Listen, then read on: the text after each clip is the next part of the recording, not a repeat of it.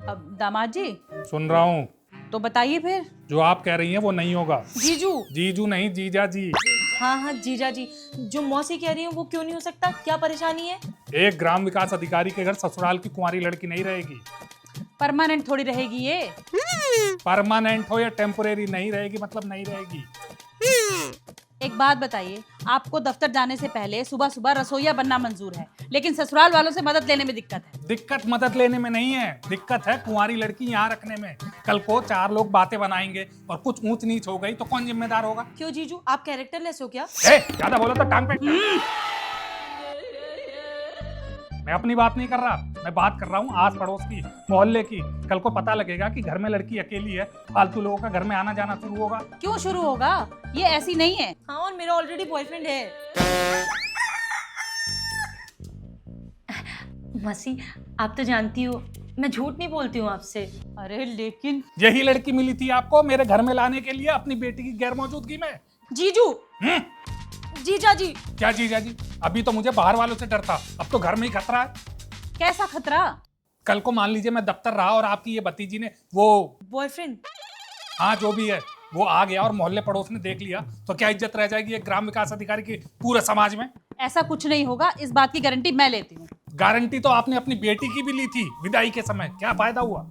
देखिए जीजू, रिश्ते में ना फायदा या नुकसान नहीं देखा जाता, रिश्ते तो निभाने के लिए होते हैं, जैसे आप निभा रहे हो दीदी के साथ। हाँ तो मैं हाथ जोड़ता हूँ, जैसे निभा रहा हूँ निभाने दीजिए, मेरी जिंदगी है मैं खुद देख लूंगा। तो हम भी तो कुछ हैं, हमें तो शर्म आती है जब यहाँ से फोन जाता है हमारे यहाँ और पता चलता है कि दामाद जी जो है मार्केट से सब्जी ले रहे हैं और छत पे कपड़े सुखा रहे हैं, कभी चक्की से आटा पिसवा रहे हैं, घर के बाहर झाड़ू लगा रहे हैं। तो क्या करूँ, ना करूँ ये काम? जीजू, काम करने में दिक्कत नहीं है, लेकिन जब हम लोग हैं तो आप कष्ट क्यों उठा रहे हो? क्योंकि उठाना पड़ेगा, तुम्हारी दीदी तो चली गई ना कश्मीर बीएड करने। भेजा भी तो आप ही ने था। तो क्या करता? नहीं भेजता। आपकी बेटी ने शादी के बाद से कान खा लिए थे मेरे कि मैं ड्राइंग की टीचर थी, मैं ड्राइंग की टीचर थी, तो करवा लो बीएड। ड्राइंग की टीचर बीएड क्यों कर रही हैं? ये बात पूछो अपनी दीदी से फोन करके जो कश्मीर गई है बीएड करने। चलिए छोड़िए ना, गई है तो आ भी जाएगी, तब तक आप क्यों कष्ट उठाओगे? कष्ट कुछ नहीं है, मेरा काम है, मैं खुद कर लूंगा। अच्छा सुनिए, आपको कुंवारी लड़की रखने से दिक्कत है ना, तो कुंवारे लड़के तो चलेंगे। हाँ मौसी, 5 भाई हैं हमारे, किसी एक को भी भेज दो इनके पास। बिल्कुल नहीं। क्यों? कान इधर से पकड़ो या इधर से, बात तो वही है। मतलब क्या है आपका? मतलब ये है कि आपके जो 5 बेटे हैं ना, उनमें से एक भी काम का है नहीं। अभी मैं अकेले शरीर का काम कर रहा हूँ, कल को उनमें से कोई आएगा तो उसका काम और बढ़ जाएगा। देखिए जीजू, आप ऐसे मत बोलिए, हमारा भाई भी हाथ बंटवाएगा। अरे नहीं बंटवाना कोई हाथ, और नहीं चाहिए कोई मदद। चल उठ यहाँ से। पुराने लोग ना सही कहावत कह के गए हैं। क्या मौसी? यही कि कुत्ते की दुम को 12 साल भी नली में रखो तब भी सीधी नहीं होती, टेढ़ी की टेढ़ी रहती है। मैं कुत्ते के दुम हूँ? लक्षण तो वही है। क्या यार प्रियांशी, तुझे कितनी देर से कॉल कर रहा हूँ मैं, कॉल क्यों नहीं उठा रही थी? कौन है ये? Boyfriend girlfriend. आप ना पहले अपना घर संभालिए, मेरा घर मैं खुद संभाल लूंगा। बड़ी आई मेरा घर संभालने वाली, जाते जाते गेट भिड़ा के जाना।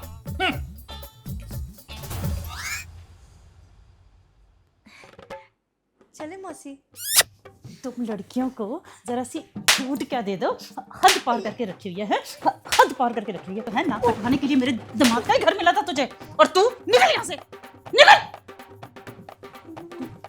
चल तेरी टांगे तो मैं तोड़ूंगी, तेरी माँ को बताऊंगी। चल मम्मी को मत बताना मौसी। तेरी ये सब तमाशा अपने घर जाके करिए। हाँ हाँ जा रहे हैं, और गेट अपना खुद ही भिड़वा लीजिएगा। नायक है, अपनी तो इज्जत रखी नहीं बिल्कुल भी, और मेरी और मिट्टी में मिला दी मेरे दामाद के साथ। चल चल खड़ी हो, खड़ी हो।